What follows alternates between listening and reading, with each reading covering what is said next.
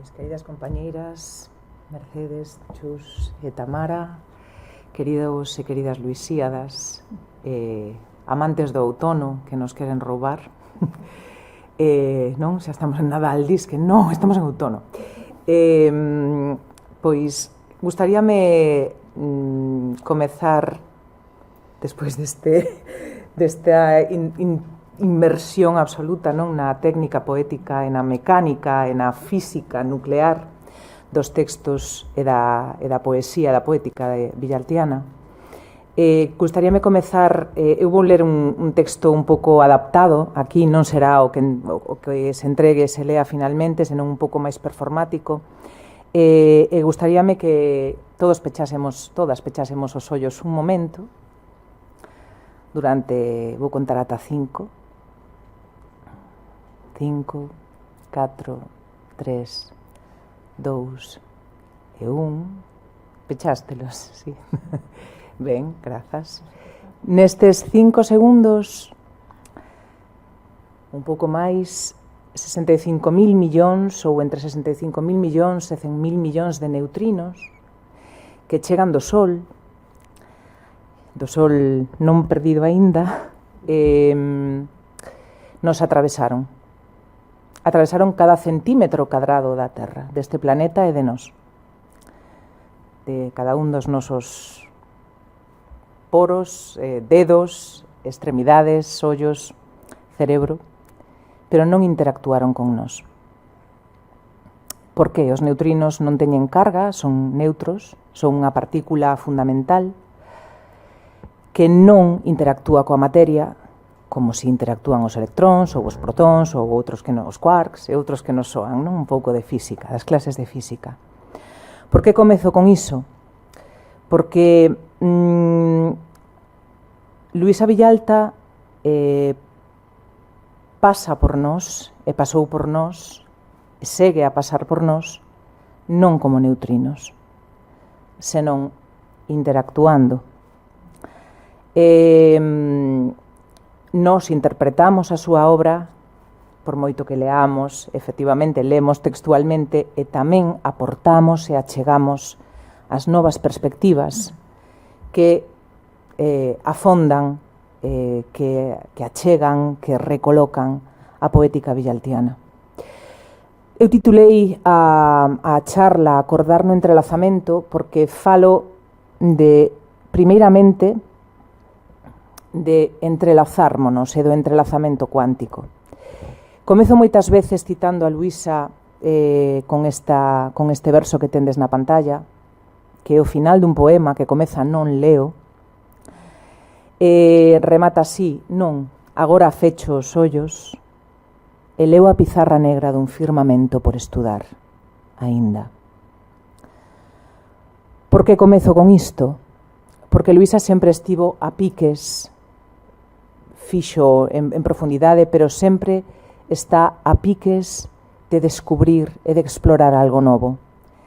E por iso as nosas interpretacións seguen ese proceso exploratorio que ela comezou, que foi completamente inédito na literatura galega e na poesía galega, que fala dende a mulleres marxinais desta cidade, que é algo completamente extraordinario na literatura mundial, ata a súa especial consideración do que é a voz poética, o tempo poético e o espazo-tempo.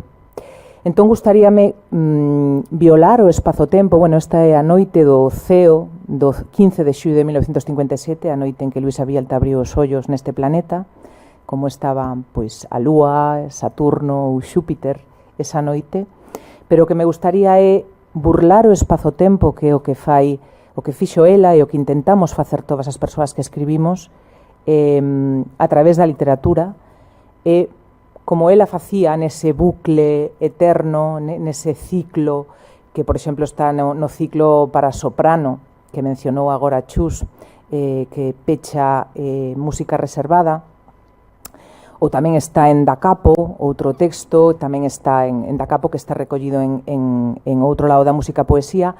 Vou ir dende o poemario final, os poemarios finais, ata os primeiros poemarios, é dicir, burlamos o espazo-tempo cada vez que lemos, porque abrimos unha páxina e lemos algo de alguén que xa non está, como por exemplo Palacio Municipal en concreto, e tamén burlamos o espazo-tempo acordando, recordando, volvendo a pasar polo corazón dúas ou máis veces, sabendo de cor, é dicir, de memoria, os textos, dende himnos de Pondal a himnos de Rosalía, a himnos de Villalta, e tamén porque acordamos, porque facemos armonía compartindo esas cordas, non?, que ela tocou. Entón, por iso acordar no entrelazamento, acordamos de cor, de memoria, porque armonizamos, e tamén porque acordamos, porque nos damos conta e porque espertamos de algún sono, que é algo que tamén Luisa menciona na súa poética en moitas ocasións, non? Ese espertar do sono que está no himno. O entrelazamento é unha metáfora da física cuántica, o quantum entanglement, o Quantenverscherkrung, espero que non haxa ninguén alemán aquí, Quantenverscherkrung, porque ela entrelaza, bueno, entrelazamento é un concepto complicado na física actual, porque bueno, como acontece con moitas cousas, a física cuántica é completamente antiintuitivo. Basicamente o que di é que dúas partículas, como dous fotóns, por exemplo, que estiveron en contacto algunha vez, así se separen anos luz, isto fixose en laboratorio, en aceleradores de partículas, así se separen durante no espazo-tempo moitísimo, miles de millóns de anos luz, cousa que é imposible de ver experimentalmente na realidade, pero sí emular en laboratorio, seguen mantendo unha conexión. É dicir, se o spin non é unha conexión emocional, lóxicamente, a emocionalidade poñémola nós, os humanos, non? Son partículas. Pero se o spin de unha xira para un lado, a outra xirará para o mesmo lado, aínda que estean separadas. Esta metáfora ou analoxía venme moi o dedo porque Luisa Villalta estivo facendo entrelazamentos todo o tempo. Entrelazou e desentrelazou tanto a sonoridade e a sororidade coa palabra, tanto o pensamento crítico e o pensamento cívico, o fresco urbanístico que fai, por exemplo, en concreto, pero tamén en Ruído, que o fresco humanístico, e a partitura do espazo-tempo do poema como un espazo de reflexión filosófica e polímata. Entrelazou, por suposto, a música e a poesía, pero entrelazou sobre todo o coñecemento coa palabra en transo ou en trance, que é a voz cantada e a voz poética, que é un dicir distinto, non? Entón, comezo coas palabras ingrávidas. Nas palabras ingrávidas é un texto que realmente para mí foi complicado, porque as palabras ingrávidas é un libro que nos regalamos a nos mesmos, pero que Luisa nunca entregou. É un diario, é un almanaque que está truncado o 26 de febreiro, que remata coa palabra parto, ademais. En as palabras ingrávidas, a mí me gustaría pensar, facer outro experimento mental, pechando os ollos ou xa non, imaginar que as poetas non se ven, que só existe a poesía que lle dan ao mundo, a palabra coa que dan, coa que se dan. Aquí xa non hai efecto Mateo nin Matilda, aquí non hai lugar de enunciación, aquí non hai o biografismo, aquí só está a palabra ingrávida. Luisa mantense a día de hoxe porque a forza da súa palabra puido moitísimo máis que o esquecemento da súa época. Puido moito máis que o efecto Mateo que sufriu na súa época. O efecto Mateo, isto que, bueno, ese efecto que fai que pois as obras, as persoas ou as ideas máis coñecidas obteñan cada vez máis recoñecemento, porque, digamos, o topos ou o fondo común ao que se vai, mentres que as voces pois menos recoñecibles ou menos vendibles, menos fáciles de ver, se invisibilizan cada vez máis. Sosteño isto porque Luisa Villalta é unha grandísima poeta que o foi durante todos os seus 47 anos que viviu, non foi traducida apenas, por exemplo, non?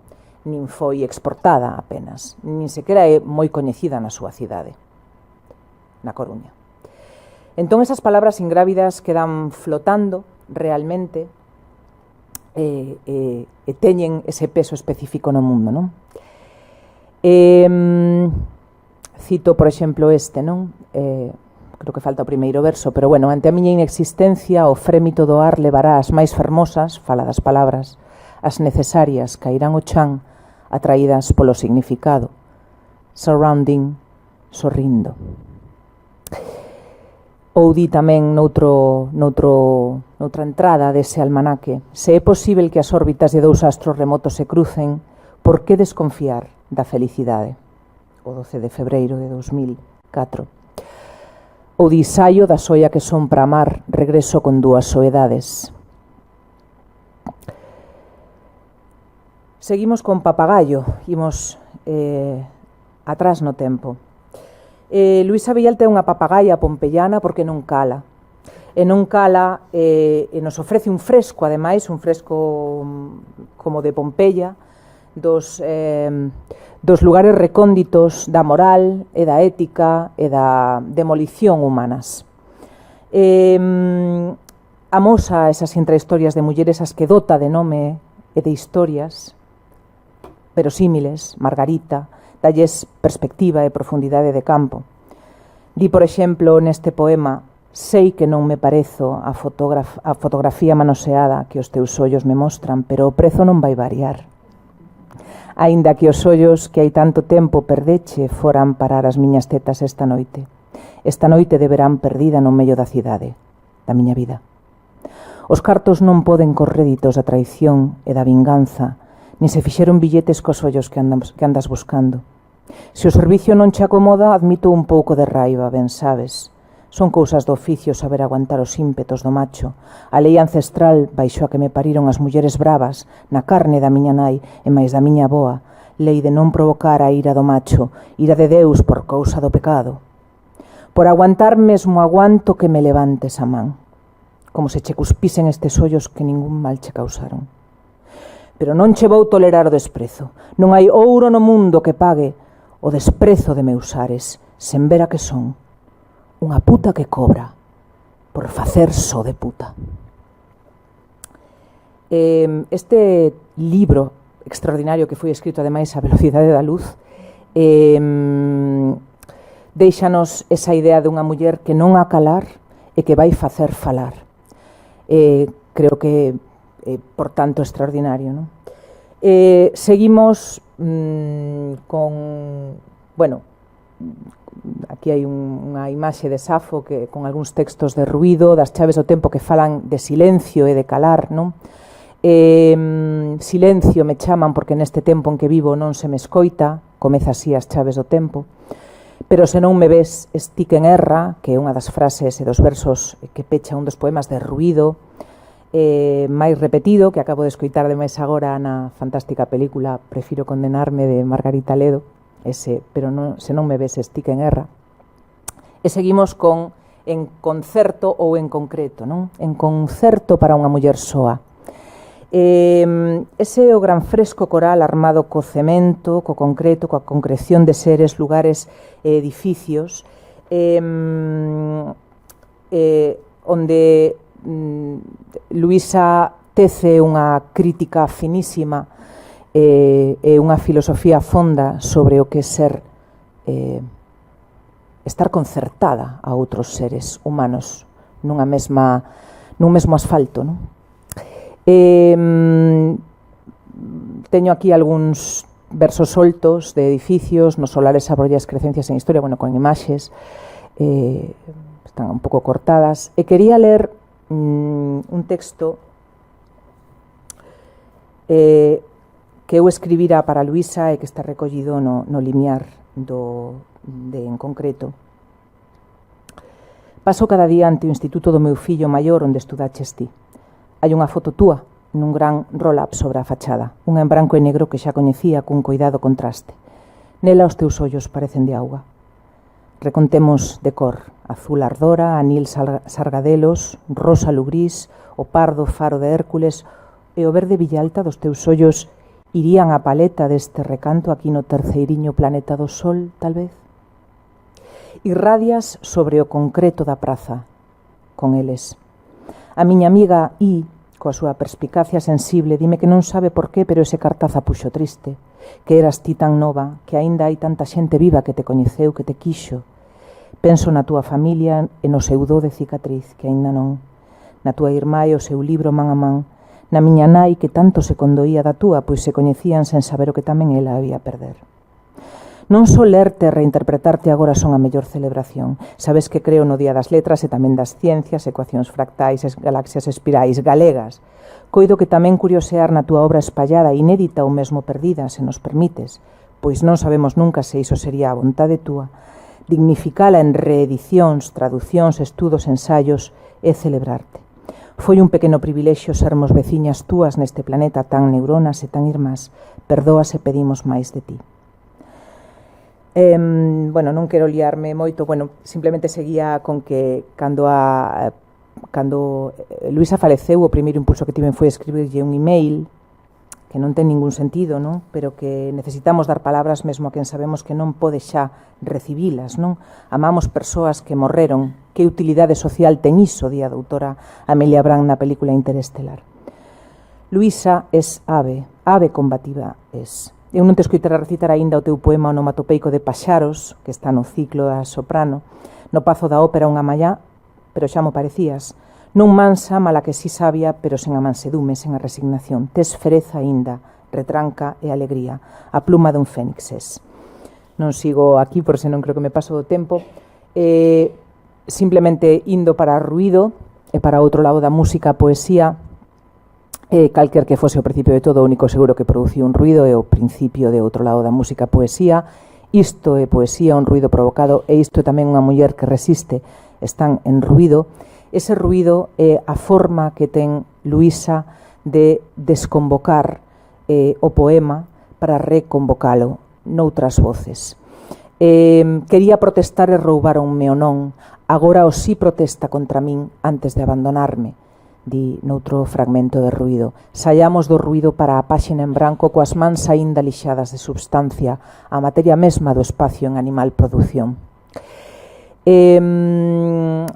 Paso polo bico dos pés por esa rota ao interior do ollo fascinante que publicou en 1995 seguindo o Sator, Arepo, Tenet, óperas rotas, esa inscripción pompeyana que é un palíndromo que se lee de arriba a baixo e de abaixo adiante en diagonal, e que é un poema continuado. Aí vedes o caligrama que ela mesma fixo.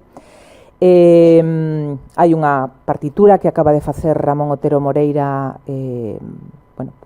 baseado nese texto continuo de 5, nese pentatexto, non, de rotas, Arepo, Tenet, ópera, Sator, Arepo, Tenet, ópera e rotas.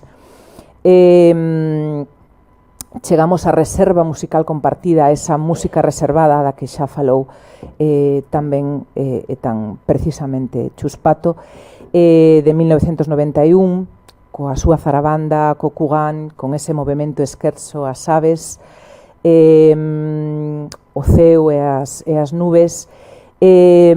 Por ir rematando, quería concluir, que xa me paso senón, que Luisa fíxonos acordar, darnos conta, espertar a unha conciencia feminina e pensativa. Cita constantemente mulleres, Hildegard von Bingen, Erina de Telos, está sempre no clasicismo, está sempre na actualidade voraz. Pasármonola dúas veces por o corazón e recordala e sabela de cor. Tamén non ceder canda ti, Luisa, nin o clasismo, nin o elitismo literario, nin a manipulación, nin ao mercantilismo do sistema cultural e social e seus microcaciquismos. Isto varía para outra charla, pero creo que Luisa é realmente unha voz que sempre se puxo en pé, sabendo onde estaba, nin se aproveitou do poder que podería ter utilizado, nin quixo seguir o sota cabalo rei da publicación. Elixiu o camiño difícil. O conde de Lautremont Portugal a grafía que lle veu en gana, fixo da súa pluma unha radical liberdade. Creo tamén que a súa paixón é sempre a do dicir namorado, entre esa sonoridade, pensamento crítico cívico que xa mencionei antes.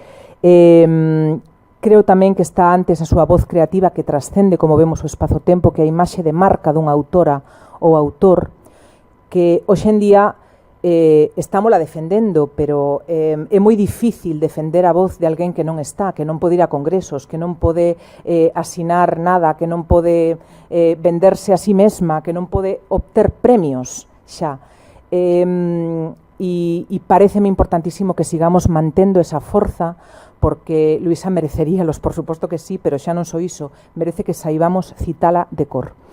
E todo ese esforzo de pensamento, palabra, xogo, paixón a quedar só aquí neste espazo-tempo, nesta lingua, neste país de Uranias e Sísifas que turran dunha pedra que lles cae enriba todo o tempo.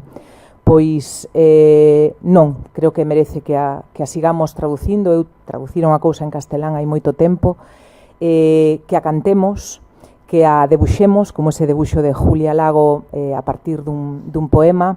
Bueno, se logo queda tempo, porque non quero facelo agora para quitarlle tempo a Tamara, que xa levo os 20 minutos. Non, despois cantaría un cachiño do Paseo das Esfinxes musicado.